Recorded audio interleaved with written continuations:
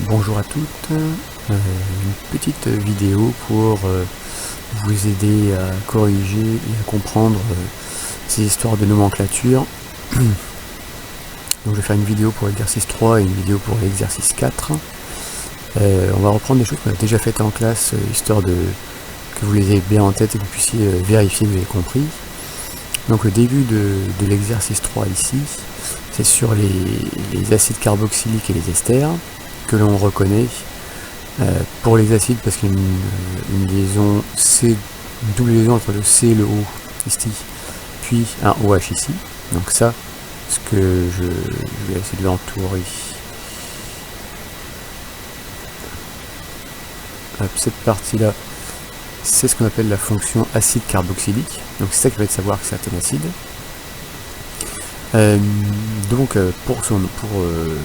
Pour trouver son nom, comme indiqué dans le tableau précédent, l'acide carboxylique, on commence à mettre acide, puis on cherche le nom de l'alcane dont il est issu, et on met oïque à la fin. Et donc si je prends le premier là, on a 1, 2, 3, 4 carbones, donc c'est un butane, mais comme c'est un acide, on va l'appeler acide butane, sans le E, puis oïque, de cette façon. Ceci, encore une fois, l'acide carboxylique, que l'on reconnaît ici. La chaîne carbonée correspond à 3 atomes de carbone, donc 1, 2, 3 ici, ou alors si on commence en bas, 1, 2, 3, donc c'est du propane. Sauf qu'il y a ici une ramification sur le carbone numéro 2, donc c'est du 2-méthylpropane, et donc son nom va être acide 2-méthylpropanoïque.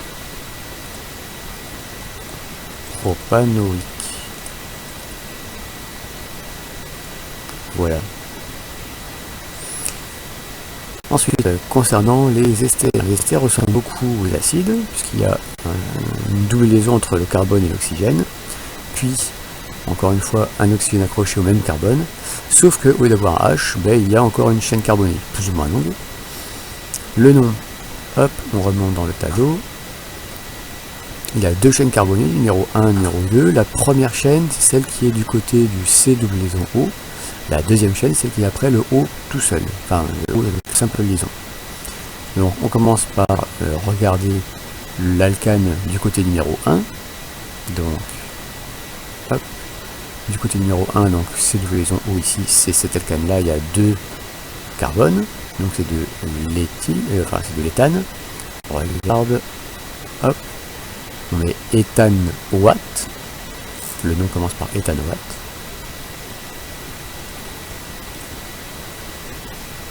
Et après le O ici, il y a 2 carbones, donc éthyle. Je remontre la nomenclature, éthanoate d'éthyle. Donc on met ici le nom de l'alcane, mais sans le ane, donc que ce soit éthane, c'est il. Donc je reprends, on cherche le nom du premier alcane, on met son nom sans le E, donc éthane, on finit par oate, puis ensuite soit 2, soit D', en fonction de ce qui va suivre. On cherche le nom du deuxième alcane ici, là c'est un éthane, on met juste et, puisque pas le ane de l'alcane, on met il à la fin, donc éthanoate d'éthyle. Celui-ci, le C double liaison O est ici, donc je regarde d'abord le nom de cette chaîne carbonée. Il y a 4 atomes de carbone, donc c'est du butanoate. Et ensuite, il y a encore une fois 2 atomes de carbone, donc d'éthyle, encore une fois. Butanoate d'éthyle. Ensuite, pour la deuxième partie de l'exercice, on va dessiner une molécule d'acide 2-éthylpatanoïque. Donc pour cela, je vais commencer par faire un pentane. Donc 5 atomes de carbone. Alors, 5, on va zoomer un petit peu. Voilà. 5 atomes de carbone. C'est un acide carboxylique, donc sur un des derniers carbones, un des 2 derniers carbones, peu importe lequel, je vais faire la double liaison O et OH, comme ceci. Donc j'ai là ici un acide pentanoïque. Et on me dit que sur le numéro 2, il y a un éthyle. Alors le numéro 2, on commence par numéroter du côté de la fonction, forcément, la fonction prioritaire. Donc 1, 2, ici, je mets un éthyle. Donc 2 atomes de carbone. Ouais, c'est du carbone.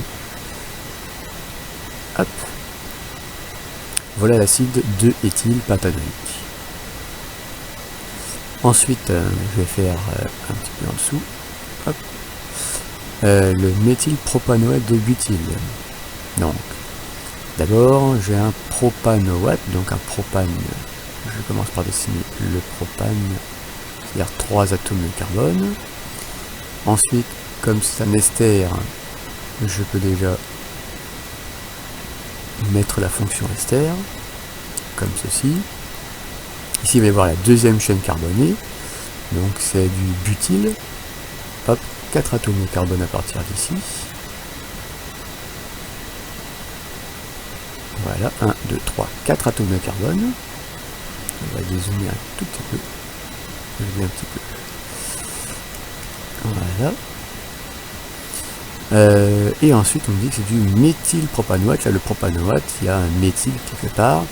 Il ne peut pas être ici puisqu'il y a déjà ces 4 liaisons, l'atome de carbone ici. Il ne peut pas non plus être sur cet atome de carbone là puisque ça rallongerait la chaîne et ce serait un butyl, un butane, pas un propane. Donc forcément il est là, j'aurais pu le préciser. Hop. Un méthyle. Donc voilà le méthylpropanoate de butyl. On va les arranger un petit peu. Hop. Voilà. Donc ça devient joli.